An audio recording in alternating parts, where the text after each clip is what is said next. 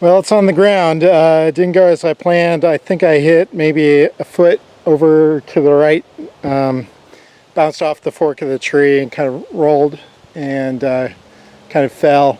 You can see it's kind of laying between 1, 2, 3, 4, 5, 6 dogwoods over there. There's a little bit of damage. Dogwoods don't take damage very well, so next year they're going to be not in a good way, so that's why I was trying to get in the fork, but it's on the ground. I didn't get hurt, so that's always a plus. You know, what can you say? I think I was a foot or two to the right.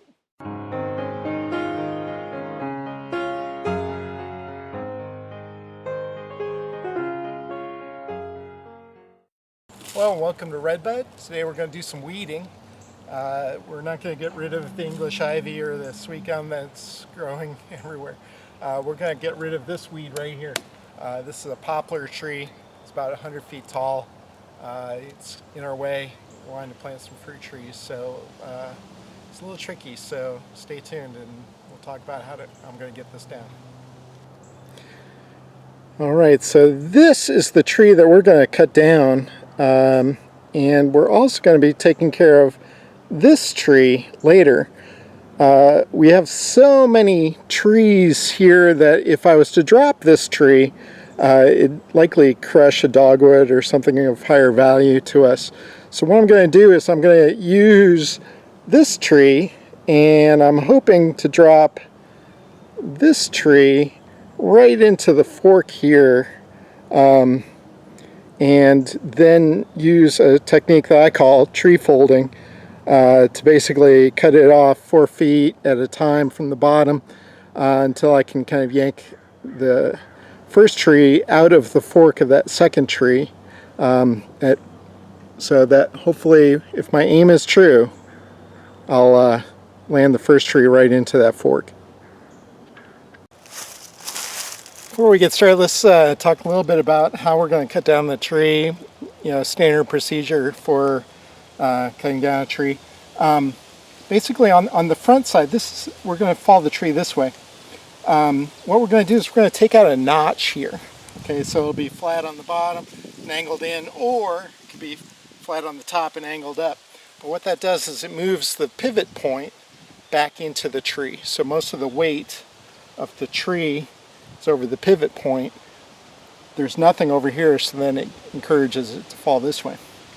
Okay, so then what I'll do is I'll go crank up on the come along, so put tension on that rope and lift that third man up into the air.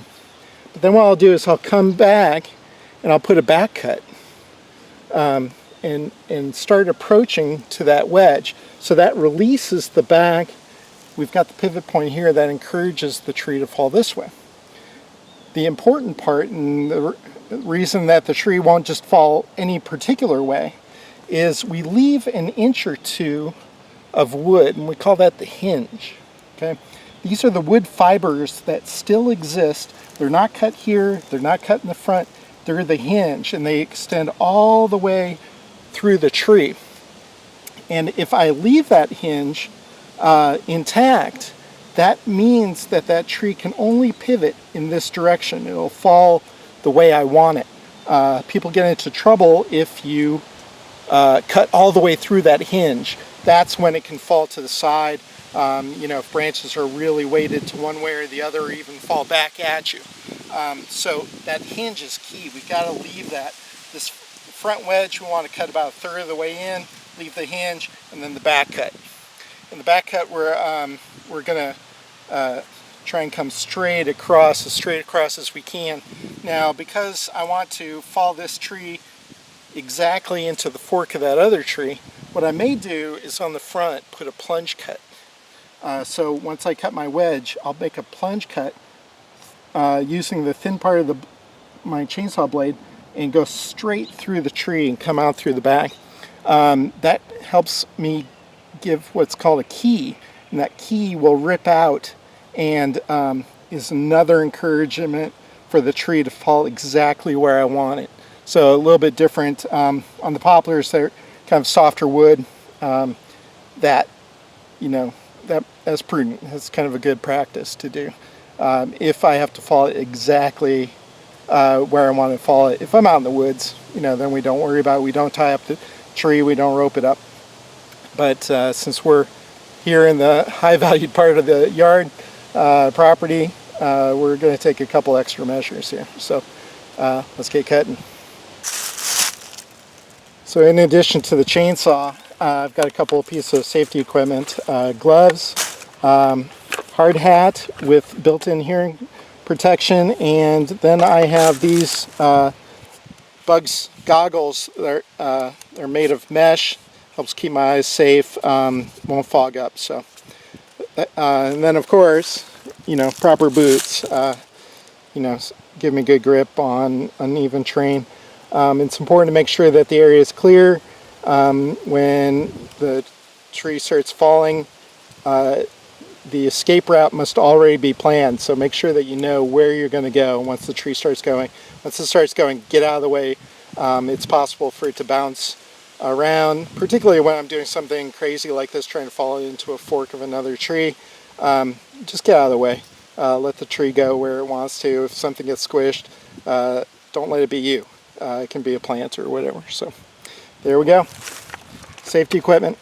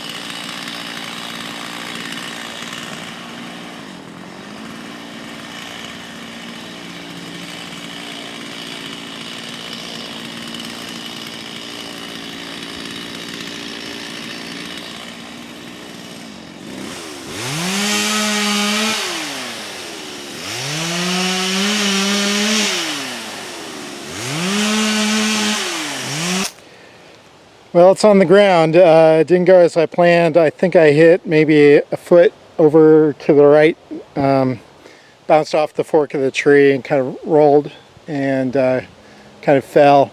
You can see it's kind of laying between 1, 2, 3, 4, 5, 6 dogwoods over there. There's a little bit of damage. Dogwoods don't take damage very well, so next year they're going to be not in a good way. So that's why I was trying to get in the fork, but it's on the ground. I didn't get hurt, so that's always a plus. You know, what can you say? I think I was a foot or two to the right. Oh well. I guess that's why I don't do this as a profession.